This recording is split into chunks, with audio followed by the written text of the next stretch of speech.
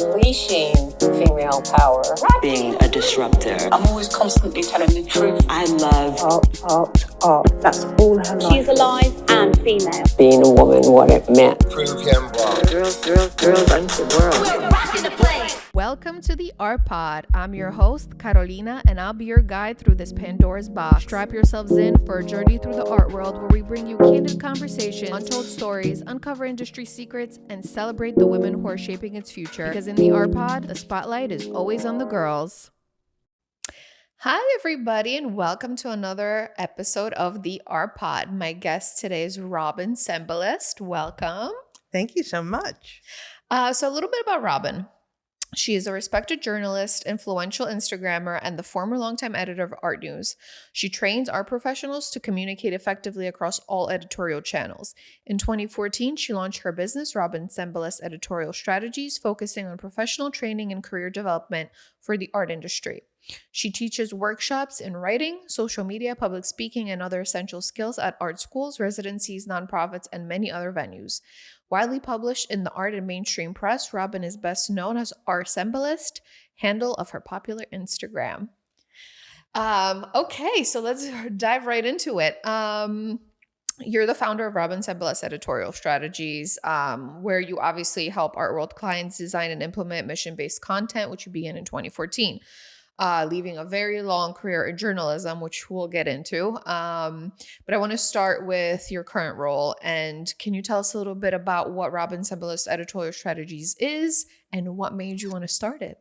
Definitely. So my short name for Robin Cembalest Editorial Strategies is Instagram for Work. Okay. Because when I started it in 2014, I had already been around for a while and people didn't understand why they would hire me, a boomer from print, to train their digital natives in social media. But as I knew that just because they were digital natives, they didn't know how to write for a mainstream audience or express mission or brand. So I basically set up the business to teach people how to make content. Yeah, that's great. And what made you want to start it? Well, as I said, I had been in journalism my entire career, but in 2014, the winds were shifting, as we say, and I had been on a lot of social media platforms. I did the blogs, I did the Tumblr, I did the Twitter, I did the Instagram and Facebook, and I knew what was happening. I knew that people were communicating through images independently of the mainstream means of distribution, and I knew I wasn't going to get another job in journalism. The winds had shifted too much for where I was, and that I was going to have more success in this new market of professional training than I was trying to pursue something that didn't exist anymore. Okay. And can you tell us a little bit what your day-to-day looks like? Every day is so different for me. So some days I'm actually many days I'm doing the professional training. That might be today I was talking to an artist estate, or I might be giving a class for a residency or an art school, or doing private coaching or an Eventbrite class. And then there's all the admin tied into that part of the business, the marketing, the billing, and so on. Then the other half of it is the content. So part of the content is the Instagram. So I might be out at a press preview, at an opening, at a gallery or a museum or performance, gathering the content. Then there's the photo editing and researching the content, because if it's just, a serious show, I'm going to read up and educate myself. And then I also have my newsletter content. So that's a whole other side of my practice. And how do you make it to all these shows that you post about? Everyone always asks me that. And I'm not really sure. I use the app Seesaw like a lot of people, and I have lists, and I have in my head where I want to go and when I want to go, and I organize it geographically. And I guess I'm just very directed. Okay, fair enough. And do you have any favorites that you always want to stop by whenever they have a show on? Oh, I don't know if I would quite say that, but I think like many people, I'm very thrilled by Tribeca and the galleries gathering close together. I do wish that more galleries were still open on Sunday. I know it's not inconvenient. It's not convenient for everyone, but it was always fun to go to the Lower East Side on Sundays. Okay. And you can still go to Henry Street and have a good time. And what does it mean for you to be called an influencer? Yes, that's pretty funny. People do introduce me as an influencer more and more. And so, just to clarify, it's not an influencer in the sense of, say, a fashion influencer who's getting products or being paid, because my content is independent. No one pays me for my Mm-hmm. content. The idea of them paying is more that they get to see the ads for my classes on my Instagram. That's the kind of model, Okay. right? But the thing is that people find the Instagram influential. Mm-hmm. First of all, I don't say this anywhere, but it's clear that the shows I post are up. The shows are up so that it becomes information for what people want to see or not want to see. I have all of these years of expertise. I have access. I get invited to a lot of things. And then I'm also offering an independent narrative that's not tied to the market. Mm-hmm. So it's a different narrative than what you're getting in the mainstream art magazines and a lot of the mainstream. It's a more diverse group of different kinds of people, and people want to see what I'm looking at, it turns out. And the other thing that I do, which I've turned into kind of a job, is photographing the artists with their work, which Mhm. again, it's not like it's so original to shoot artists with their work, but I really commit. And people know that I do that now. So there's a certain value in seeing the artists at their openings and these joyful moments type of thing. And I think people follow for that as well. Yeah, I was going to ask you, why do you think people really gravitate towards the content that you post? So again, part of it is what I'm picking. And also, I think that I try and do a very humanistic feed by showing the artists with their work. And I always I don't go into it too much, but I try to often and say what the work is. And I think that it's kind of it's not based on which artist is more famous than the other artist. So it kind of doesn't have that part of it in it. Mhm. And there's just a very joyful feeling of capturing the artist in this beautiful moment. You know what Yeah. I'm saying? And people just like to feel the joy, I think, too. Yeah. And how did you build up your Instagram following?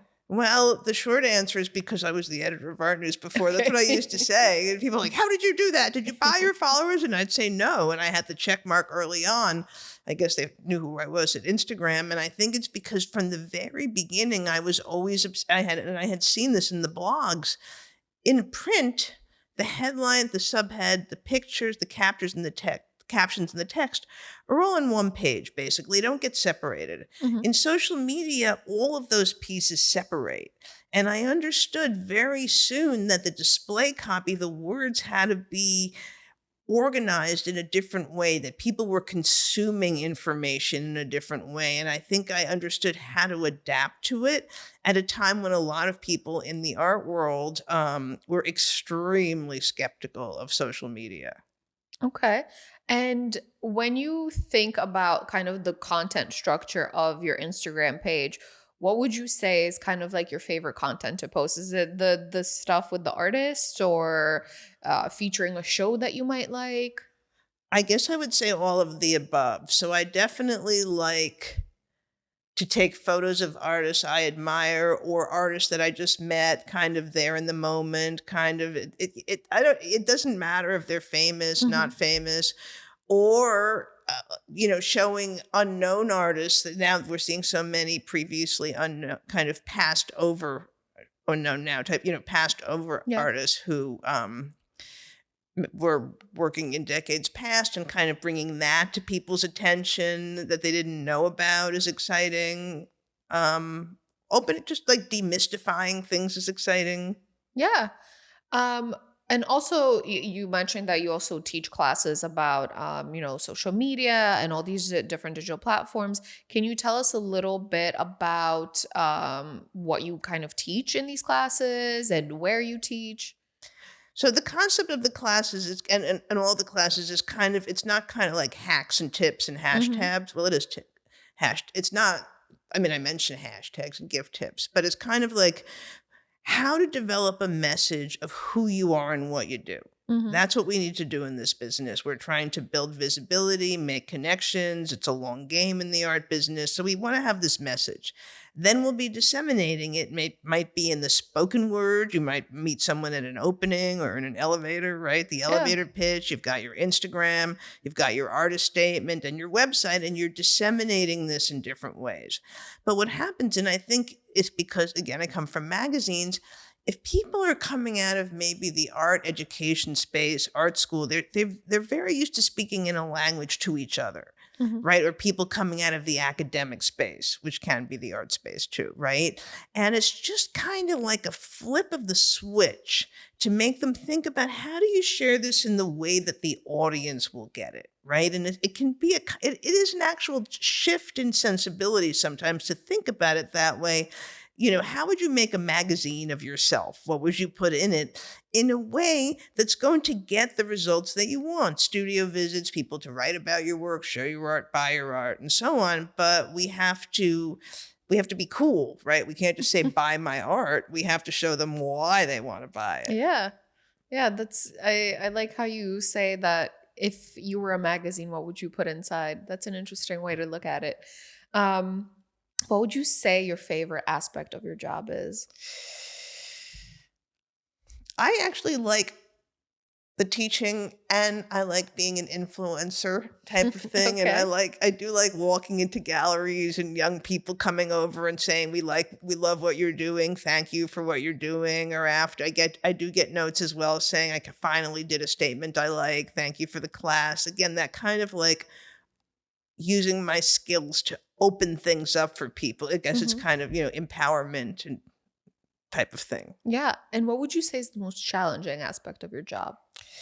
It is challenging to run your own business. Okay. I had been working for publications my entire career until 10 years ago, and all of a sudden I was running a business. But you learn along the way, and the idea was right, according to me. I mean, I turned out to be right about Instagram being important. Yeah, you did. And with Zoom, that was the other thing, is that I had just started the Zooms in the February before the pandemic. And when Zoom took off, my business really moved more into the educational space, because I was giving so many classes to artists across the country now that normally wouldn't have done that before the pandemic. Yeah, Zoom definitely made a lot of things accessible for people, and people realize that we don't always have to be in the same space to, have conversations, and, online became the new thing. Well, thank you for sharing that. Maybe we could backtrack a little bit and talk a little bit starting with your education, because you went to Yale and you had a degree in art history and English. Can you tell us a little bit about how your studies reinforced what you ended up doing in life? Sure. I didn't really know anything about art history when I got to college. I was a crafts person. I made pots and whatnot, baskets, all those. And I wandered into this art history class in my sophomore year. They had the shopping period, and they were talking about these Paul Revere teapots and how, with politics, the shape of the teapots changed, and one thing led to the next. And there I was in art history thinking about objects, which, again, I had gone to museums, but it didn't stick. You know what I'm saying? So that whole opening up of that world to me, and it wasn't even only what I learned in the classes, even though that was awesome. It was also learning about foreign film and learning about other kinds of music and whatnot, and just learning about the concept of the avant-garde. I'll say that happened less outside the classroom than inside the classroom. Okay. And did you have any kind of pivotal internships while you were in school or right after school that really, was like, yes, I want to remain in the arts. This is what I'm going to do with my life? So I had a couple of internships, and I had a couple of very good ones. One was at the Hirshhorn in DC, and that was a very well-organized internship. They took us everywhere, to all the other museums, all the departments. And the next year was at the Met. They were both paying internships. I think one paid $100 a week and one paid $120 a week. But in the 80s, it was something. And the Met too was a very fun internship where you gave tours and they took you around, and they were just very focused on providing professional capital, which stayed with me for sure. And when you were doing these internships, did you apply to them, or did you get into them through an advisor? I think I applied to the Hirshhorn. Yeah, they had application processes and I applied. But what I did learn, especially in the Met, is that most of the people were graduate students at the Institute of Fine Arts. And you just really got to want that. Yeah. And I didn't want that. That's what I could tell, that I didn't feel like going back to school. I just felt like I was always less of a into academic future in that kind of way. Okay, well, at least those internships told you what you didn't want to do. So what made you then pursue a career in journalism? Because then you started at Art Forum.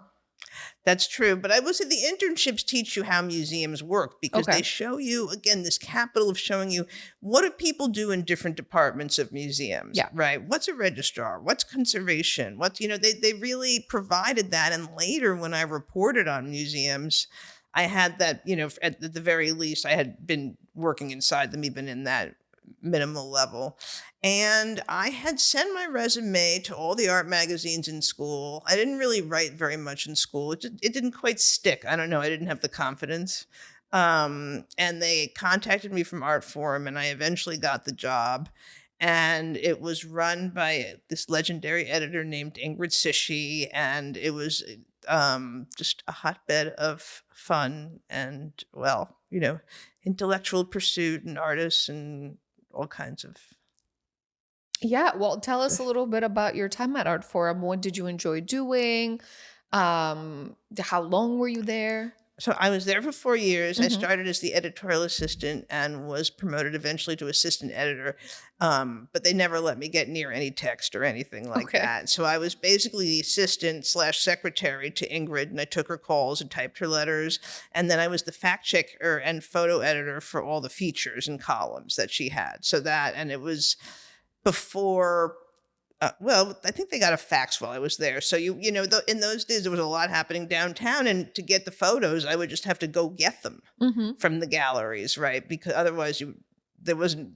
It was photos. You had to mail them or go get them. So there was a lot. There were always people coming in and out. And I met so many different people, and I learned so much about art, contemporary art, avant-garde art, more international art. Yeah, what was your favorite aspect of working there? Every day was different at Okay. Art Forum. I mean, we worked a lot of days. We worked like every day, I think, and I never went home at 6:00. And there were just such a cast of characters, and there were some very, very influential stories put out at that time. And Thomas McEvely was writing about primitivism at MoMA, and Ingrid brought columns in, and she had Grail Marcus writing about music, and Barbara Kruger on TV, and Glenn O'Brien on advertising, and all of that influenced me much later when I was at ARTnews as well. And it was just learning new things every day and meeting all the people. I got to take Ingrid's invitations and go to all the clubs and Palladium. Nice. Yeah. Thank you, Um, Ingrid. Yeah. Any kind of favorite memories that stand out from those parties and those days? Well, once I had to call Andy Warhol and ask if he peed on the oxidation paintings. So I called the factory and I'm like, hello, I am from Art Forum. I am the fact checker. I'm checking this fact in Carter Radcliffe's story. And they go, hold on. And then this voice comes to the phone and he goes, hi, this is Andy. I can't really do it like that. And then I'm like, Mr. Warhol, did you urinate on the oxidation painting? And he said, yes, I did. And I said, thank you very much. And I hung up. Now, evidently that's not exactly true. I mean, I'm not a Warhol expert, so how can I say? But Well, they say that it is true, so I guess, fact checking proves right. That's an incredible story. I love hearing kind of those sorts of anecdotes and, things that happened in the 80s and the 90s. So thank you for sharing that. So Art Forum was kind of your first big official job out of school in journalism. When you were working at Art Forum, did you realize that this is sort of kind of the genre that you wanted to stay in was journalism and publications? I would say yes. I mean, Art Forum calling it journalism, it was kind of on the more theoretical end Right. of art journalism, just to say. And Again, it didn't really stick. I didn't really fit. Like, it was a lot of French theory back then. All the footnotes were Lacan and Derrida and all this. And I could, again, and I had that at Yale too, and I just could tell it wasn't my game. Mm-hmm. But I mean, I was very interested in everything that was coming through, but I loved the idea of writing. And I started writing for some of the smaller publications, but I knew they'd never let me write a word in art form. Okay. So then you decided to move to Spain for a year. Yeah, I moved to Spain. Why Spain? Let's start there. Well, I had been to Spain on a vacation previously, and I really liked it. It was fun. Hadn't traveled that much when I was younger, and it was very economical back then. It was the end of the Movida, and it was exciting. And it was just time. Mm-hmm. I had gone, it was just time. And I had studied Spanish at some point in junior high or whatever. So I had some Spanish in my head. I was like, soy americana, llevo 2 semanas. But now I'm much better than that.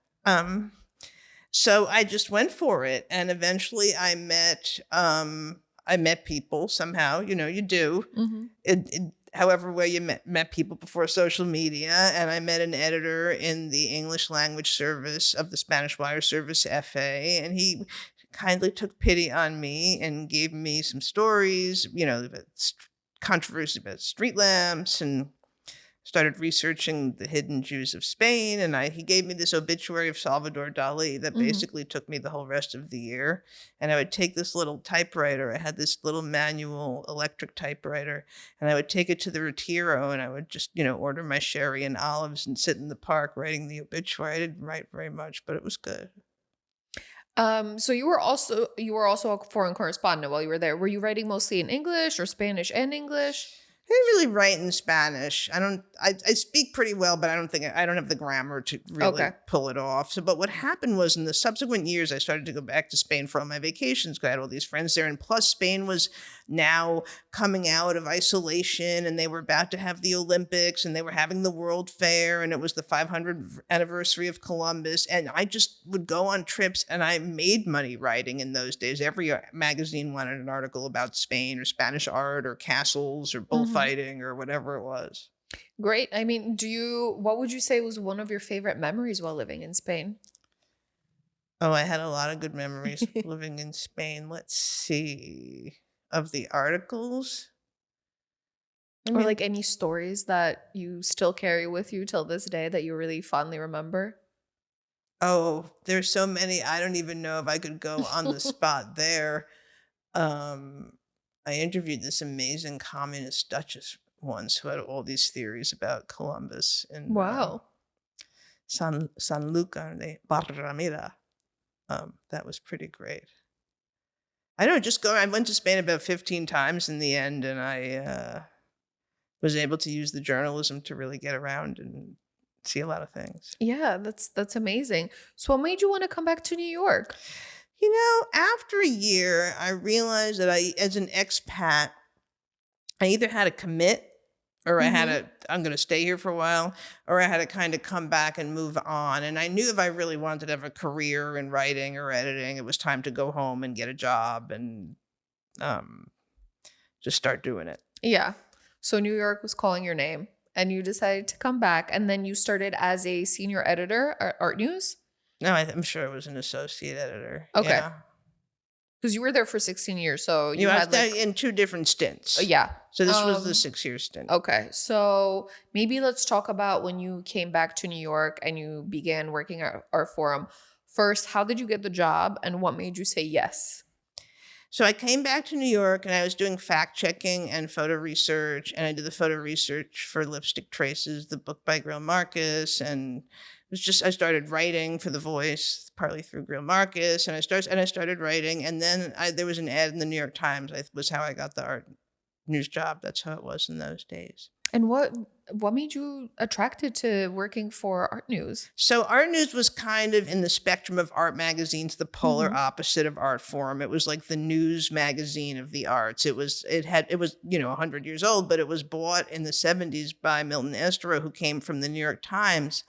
And he wanted to cover art with the same kind of journalism that he would cover any other industry.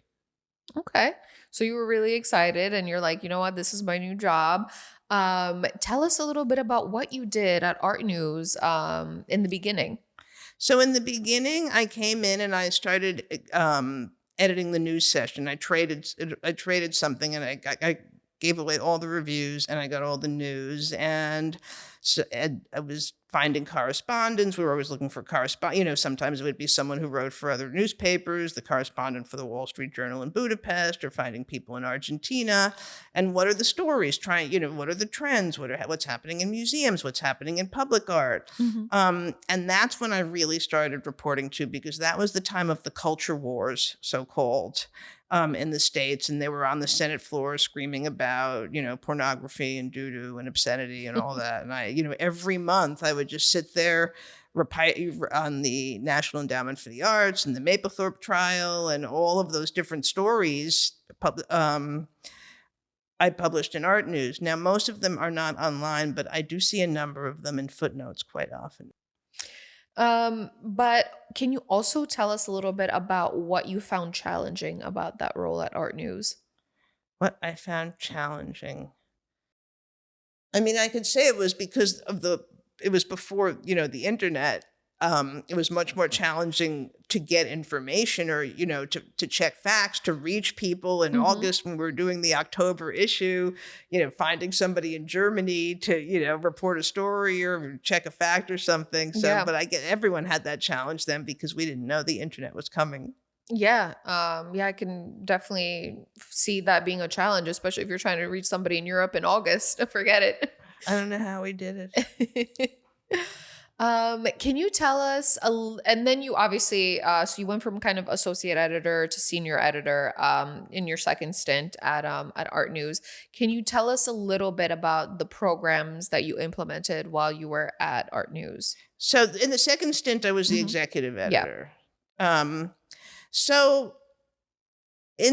think I kept making it more global, but that was going on in the art world. And I also, brought in writers, and we covered a lot of multiculturalism, and we covered the subject of multiculturalism and the subject of diversity in the art world. And I was working with Carolina Miranda, who later was at the LA Times, and a lot of major stories about Chicano art, and with Pamela Newkirk about diversity and in museums, and a lot of subjects that were boiling up at the time. And again, the other art magazines weren't covering this in a news way at the time. So just in terms of kind of expanding the cultural communities that the magazine covered also. So besides bringing in more globalism, bringing in tattoo art and graphic novels and street art, that was the first serious art magazine coverage of street art, as far as I know, with putting a woman artist on the cover. Yeah. And you also worked at Art News during the time where you mentioned that it was going kind of online. Can you tell us a little bit about that? Right. So that changed everything, because the years that I was executive editor of Art News was 1998 to 2014, which was pretty much the time that print transitioned to digital. Yeah. Right. And we also had coming, but no one really knew what to do, because it was clear that no one was making money on it. And even people who were throwing a lot of money on it and continued to do so, it's very hard to make money on digital publishing in our industry. Right. And it's still a challenge, obviously. So how did we change our resources and our systems to begin publishing content from one day to the next to cover the news in the moment? That required a whole transformation, right? To come up with all of the, new content, new ways to cover it, because you write differently when you're covering it for the moment than you do when you know that it's coming out a month and a half later, for better or worse. So that was exciting. And then with the interns, I started a paid internship program. Some of the people I hired are still there now as senior editors, a couple of them. Taught a lot of people to write. And with them, we put out this whole online edition of Art News and started the social media. Great. What would you say is kind of the biggest difference working between Art Forum and Art News? It was very, very different. First of all, art forum wasn't really organized. It didn't really, I mean, there were deadlines. It somehow met the deadlines at the last minute, but there weren't intermediate deadlines. It kind of lived or fell on how Ingrid worked it. And we would, again, it was very exciting, but we would be staying there till 10 at night and coming in on Saturday. And then I got to ARTnews and there were all of these flow charts and systems. And I was You were shocked. like, yeah, wow, it's a whole new world. Who knew? Who knew? Yeah.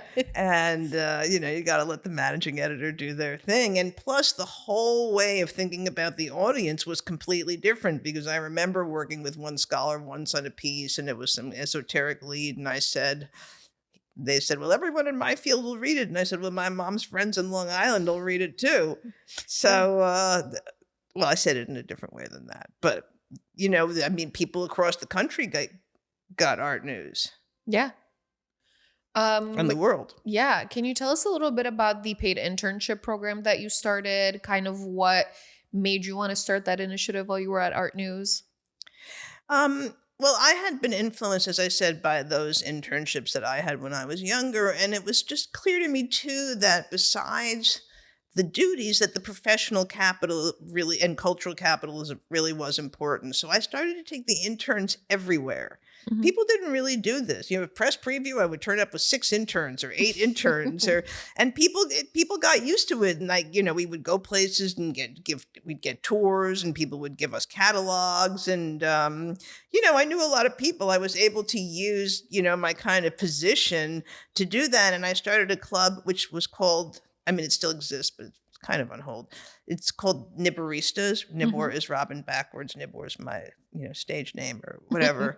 And it grew to include a lot of people besides the interns, young people I met in the art world and young artists. And I did gallery crawls with them. And it again became a way for people to meet. It would be like, oh, I'm going to PS1 on Sunday. Who wants to come? And people who were newer to New York could use the opportunity to come, just come around in the group and as a kind of safe way to move around.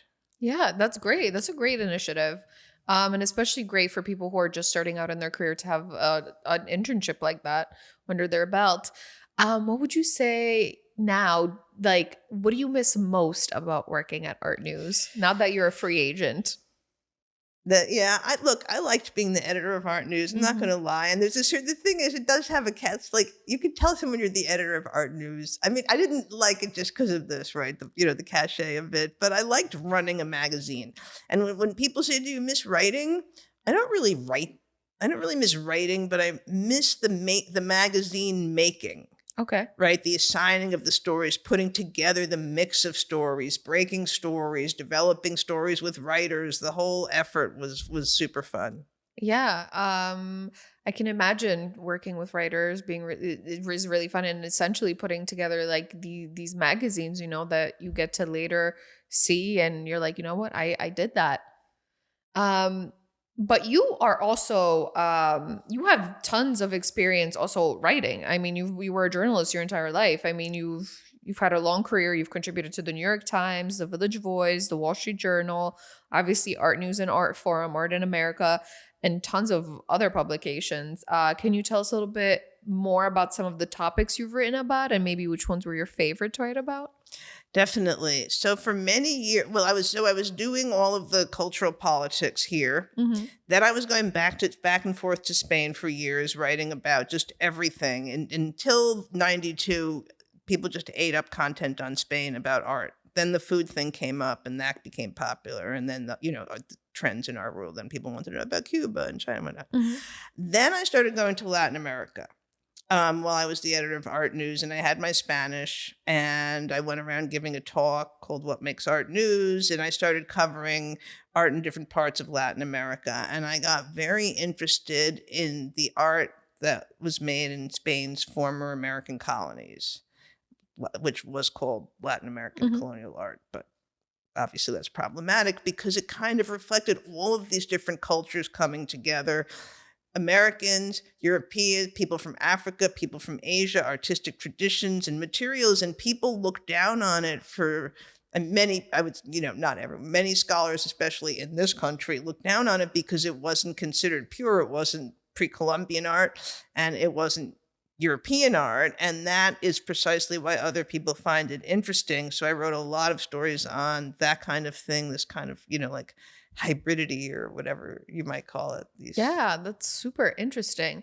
Was there anything that you were the most fond about writing? Was it shows, museums, artists? Hmm.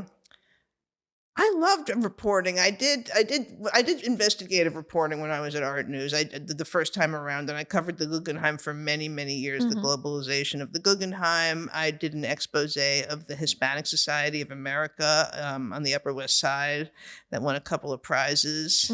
Nice. So I did enjoy the investigative reporting too. Okay, yeah, that seems fun. But thank you so much for sharing your journey with us. And I also wanted to ask you, because you have such a long career, have you faced any particular challenges as a woman in the industry? Yes. Do you want to share any of them? I do think there are many people that do treat women differently. Okay. No secret. That I think sometimes people feel entitled to be intimidating, to diminish you, to try and use, when I was younger, to use the generational and the gender to try and not let me rise, say, you know what I mean? Thank you for sharing that. And then also I wanted to ask you, do you have any advice that you might want to offer incoming generations of women into the industry?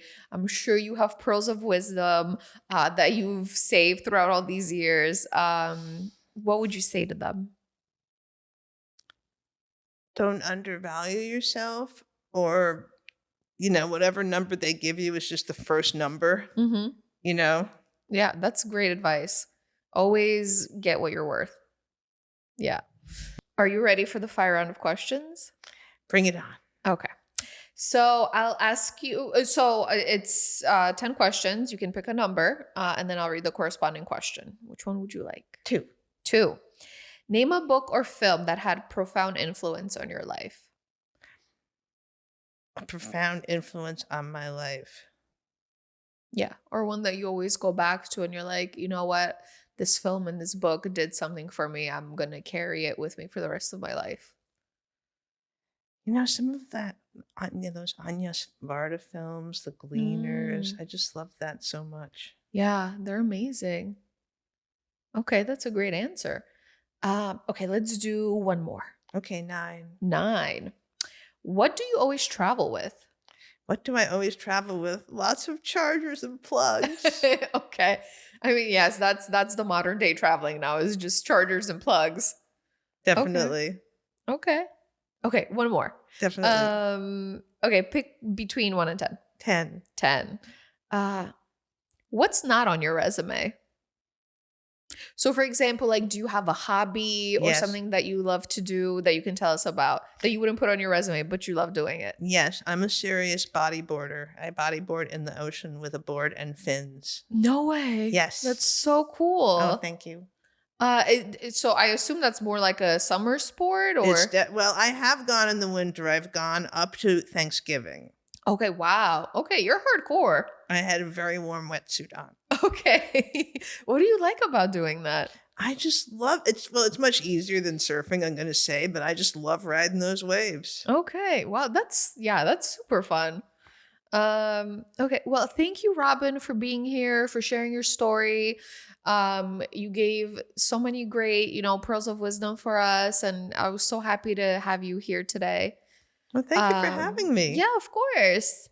And to all my listeners and viewers, thank you for tuning in, and I'll see you guys next week on another episode of the Art Pod. Bye.